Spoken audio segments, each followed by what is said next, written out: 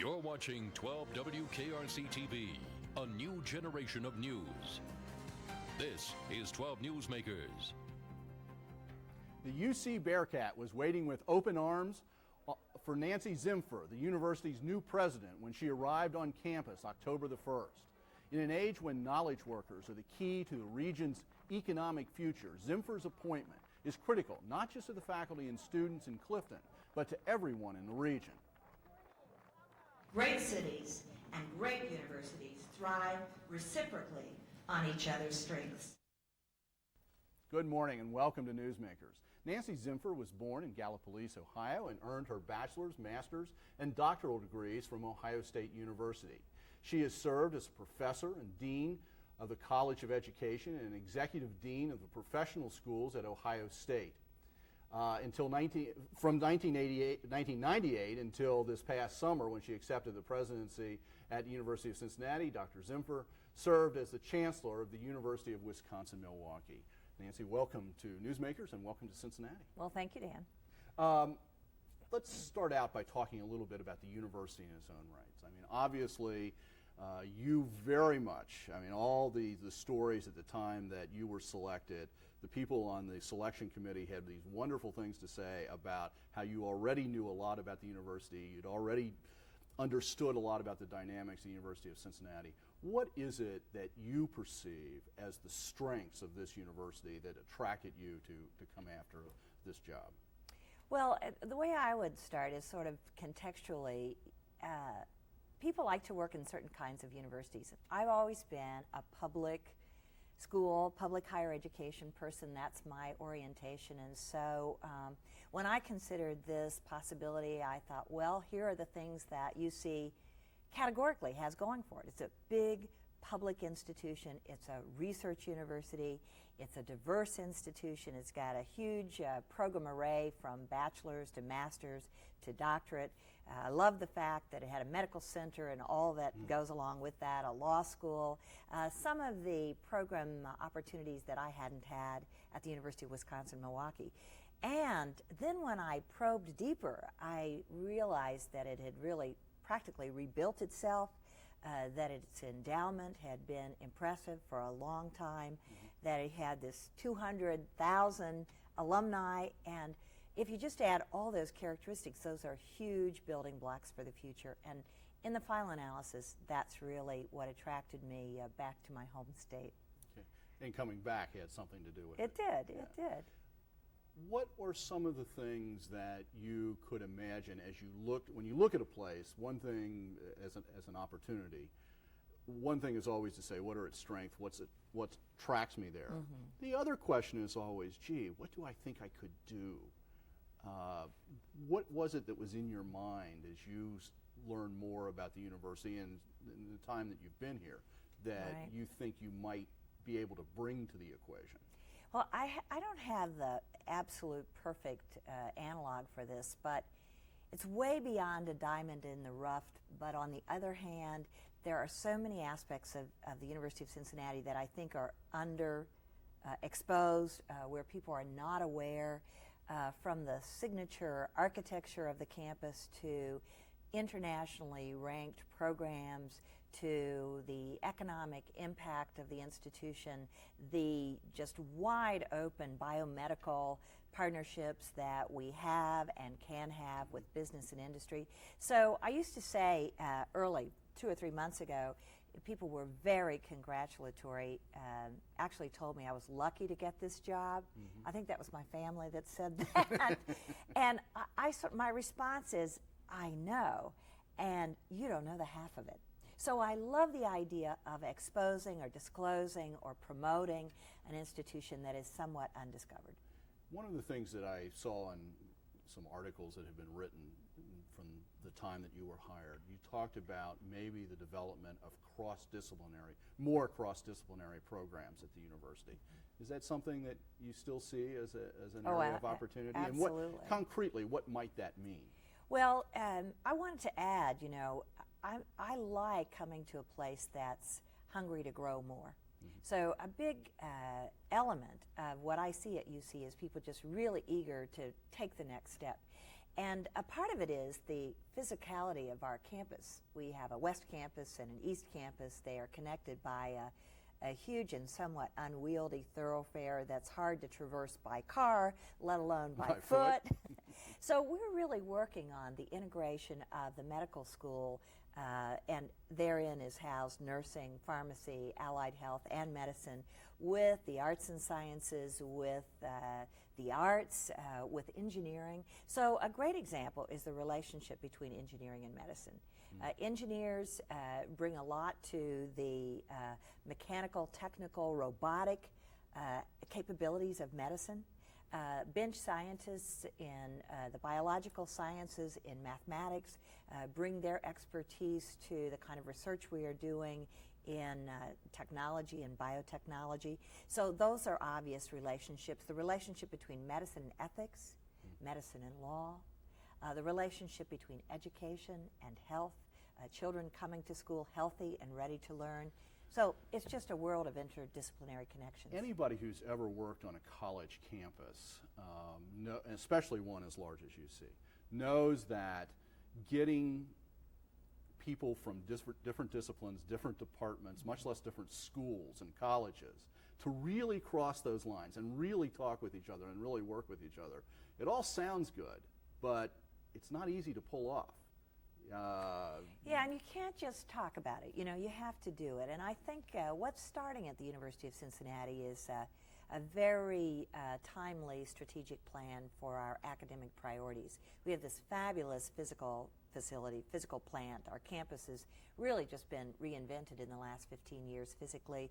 Great buildings and great disciplines. Now, how do we prioritize the programs that we want to premiere and focus? How do we get these interdisciplinary connections? How do we use our resources to provide incentive for faculty and staff and students to work together? Part of it is revising our general education curriculum. You know, that's what you did when you were a freshman and sophomore, and we're making that more integrated and courses more interdisciplinary. So faculty start to work with each other, they get to know each other. It's about communication, but I think incentive, having some resources that we can put to encouraging people to work together and support their grants. A lot of grants that are out there are very interdisciplinary and actually campus to community. So that's an incentive in itself. The federal government has money. You can get this money if you're working together. Gee, you think people respond I to think to they that respond, carrot? yeah. So this academic master plan is what you've been talking about. Right. Was there an existing academic master plan? Obviously, there's been a physical plan for the university's rebirth of the campus, but has there been an academic master plan and now it's just time to do a new one, or is this a new enterprise that you're bringing to the university? Well, given the rich history of the university, there have been numerous planning initiatives. The last one, I believe, in the mid-90s. I've looked at it, I've heard about it. There are still vestiges of it. Commitment to globalization of the campus, commitment to our students, commitment to technology. There are still remnants of those ideas, but it's time. It's not quite a decade. It's time, too, because people have realized the kind of success we've had by doing the so-called campus master plan. Yeah. And if we can do it there, we can do it here. You know, you've mentioned on several occasions the rebirth of the physical structure of the campus, and we have some shots of campus. Anybody who's been on the University of Cincinnati campus in the last 10, 15 years know that in one sense it's almost a continuous construction zone. It's the crane. And where do we stand in that? I mean, is there any end in sight, or is this forever? Well, that's a good question. Early in my announcement, after I had come to Cincinnati, a couple of students came from the News Record to Milwaukee, and they said, "Oh, there are no cranes here." I go, "No, you don't get it. There are no cranes here. This is a problem. Cranes are a sign of growth." But here's the deal. The students are at the core of our construction. We want to create a concept called Main Street, Varsity Village. This is the density of the center campus. It's all going to be student-related, student-oriented. It's going to be dining, places to gather, things to do, student organizations, and we're going to cut the ribbon on what we call Main Street, this corridor of student activity, in May. In the spring, in time for baseball season, we're going to inaugurate the baseball field. So we're making progress. We want to get the cranes out of the center of the campus, work our way out, and I think it's fair to say on the margins, we will probably always have cranes. Up on Calhoun Street. We will. We're doing a lot of work with Calhoun. We're over on some Clifton. Footage of that, yeah, it's just terrific. And it's student housing, it's commercial, retail, it's parking. Happy you asked. And so this is really going to change us forever, but we're really making good on our commitment to the students. You know, another area that you've mentioned several times I want to pick up on in a more focused way is the biomedical area, the biomedical research, biotech area. This is an area of tremendous potential. Everybody talks about it. You know, for those of us who aren't in that field, why is it so important? What, from a university's point of view, why is it so important? You've already mentioned it a couple of times. Well, you know, if you sort this out, there are about 3,000 post-secondary institutions in the country, but only about 200 of them are research universities. And then a smaller number, about 150, have medical centers. So look at the small number of institutions that really have the opportunity to capitalize on gene theory and our Genome Research Institute and the kind of high-end, very sophisticated biomedical science that's out there. It has to be done with technological enablement, and it has to be done in partnership with businesses like Procter & Gamble's pharmaceutical wing, like the work we're doing with Wright-Patterson, like the work we're doing with Children's Hospital. So while everybody's talking about it, only a handful of places, I mean literally less than 50 institutions, are going to carry the torch for this kind of biomedical research because we are able to put together partnerships with hospitals, with business and industry, and our own local companies, and we have the scientists to do it. One of the things that you got involved with in a public way is almost immediately when you got here was the statewide bond issue for the third frontier, which would have increased the amount of funding that Ohio could invest in this kind of work. That bond issue went down. What do you think the state ought to do? Is it a matter of education and you need to go back to the people to explain that more, or just go in a different path? Well, the interesting thing about the third frontier is that the state is making an investment, and they're using monies that other states have spent to fill their budget gaps. And so I think you got to applaud Ohio for using funds that they had available, tobacco money and others, strategically to get us in the game. Secondly, there is big money in the National Institutes of Health, and the Congress is looking consistently at adding resources, and what they want are the kind of partnerships that are required by the third frontier. So what the third frontier really does for Ohio is it tees up these academic, government, industry partnerships so that when NIH puts out a bid for something, we don't say, well, if you give us the money, we'll create this partnership. We say, hey, we've been doing this. We are ready. So what do I want Ohio to do? Get right back up on the horse, cast a broader net, explain this better. I'll tell you who really has to explain it is the relationship between business and industry. We're the people who ought to try to tell this story. It's not about politicians. It's not about political yeses and nos or parties. This is about the future of the state. Let us tell that story. You just came from Wisconsin, just about out of time here for this half, but is Wisconsin in a similar situation? Are they ahead of Ohio? Are they behind Ohio in this particular area? In this particular area, the third frontier was clearly an edge, clearly a lever that Wisconsin didn't have. It spent its tobacco money closing the budget gap. This is a huge plus for Ohio. I hope Ohio knows it. Okay, don't go away. Stay tuned. After the break, more with Nancy Zimpher about the role of the university and the community.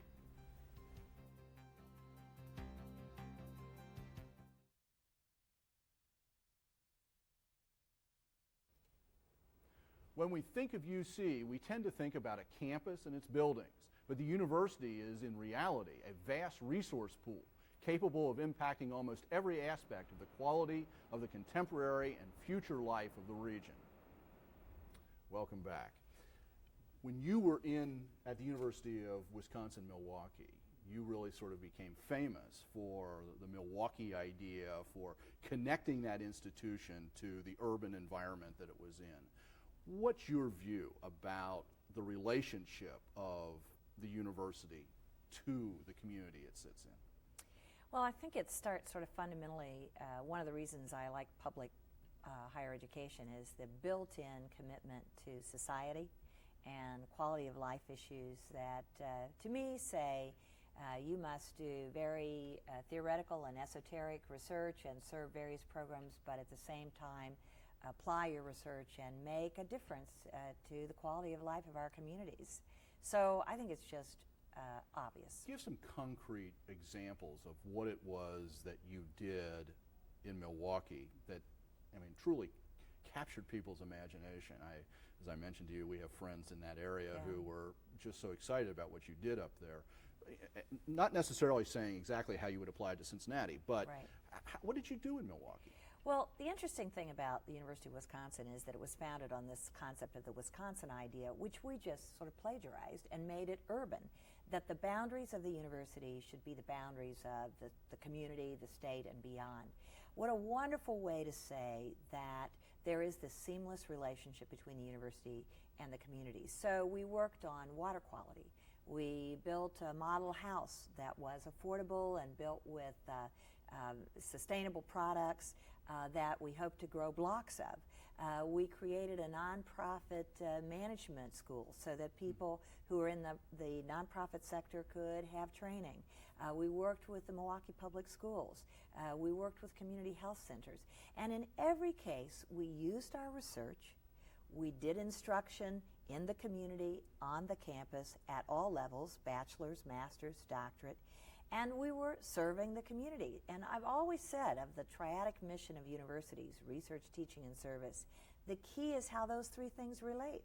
And our relationship with the community is the perfect opportunity to reflect that. I know your own academic background is in the area of education, in particular teacher preparation, as I understand it.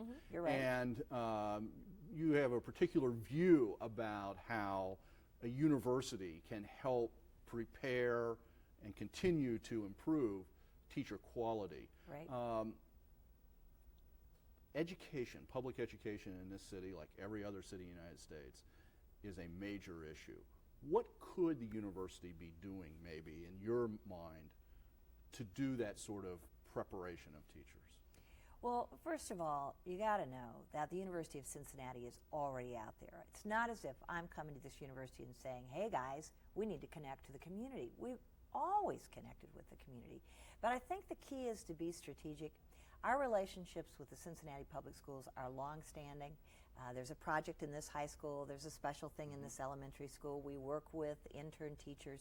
But we have to put all that together. And I'm very pleased that Superintendent Alton Fraley and I have been in conversation already about, you know, we're the supply chain. We are the suppliers of a majority of the professional staff. I haven't seen the numbers yet, but I could just guess. Lots of teachers, lots of principals and counselors come back for master's degrees, whatever. So we have an obligation and a responsibility. This is just not a nicety. This is, hey, we have to give you the kind of product, you have to support that product, and together, I really believe we can close this achievement gap. And there's nothing more important to this city and this region and this state than doing just that. And a lot of people have encouraged this conversation, this way of thinking about a system-to-system partnership where the whole university, the ed school, the arts and sciences people work with the administration, the union, the board, the community. Cincinnati can do this. We can turn around urban public education, and we have the leadership to do it. And I think it's going to happen. Do you think, as a person with that background and now in the position you're in, can we really turn around urban education in terms where people will say, yes, these children are learning, or is this just rhetoric that, oh, okay, we can certainly improve what we're doing, but can we turn it around? Is it turnaroundable? Well, I think it is, partly because this is a manageable size city. There are urban areas, as you know, that are 10 times the size we are. There are not many of them, 3 or 4 that you could name, that are just, I'm not sure they are manageable. They need to be broken down perhaps into smaller units. But the size of this district, the number of schools, the fact that you can keep your eye on all of it, I think it's possible. I think it takes a very clear vision of what we're trying to do, mostly in reading and writing and math, in science, clear strategies that are possible in every building. We're not just going for the top 10 buildings, we're doing the whole. It's a system. And when we begin to change the performance outcome, that's what people set their clock by. What were those scores again? How many people graduated? That will begin to make believers out of the naysayers that this is possible. It's not a quick fix. We're in it for the long haul. We're in it with our whole institution and our whole heart. And this is, you know, I've been here 2 months. This is an emerging conversation. But I've worked in this kind of environment in Milwaukee, in Columbus. I'm not new to this. My husband is an urban educator himself. We have great faculty in education and arts and sciences, great people in Cincinnati Public Schools, and I think we can get it done. Another sort of complex of issues that Cincinnati is really plagued with right now is conflict around racial lines, socioeconomic lines. How might the university be a resource in those areas? Well, I think the tension and the conflict, while it plays itself out in racial dimensions, it's really about income, poverty, or prosperity, access to opportunity. Part of what's so important about the Cincinnati Public Schools is that is your access to prosperity. If you graduate from high school and go on to college, in a lifetime you will earn exactly twice what you're capable of earning without a college degree or high school degree. Illiteracy is a big barrier to jobs. So we have to work harder at literacy initiatives, at creating a pipeline from Cincinnati State University to the University of Cincinnati so that people who go into technical training can then move into baccalaureate training.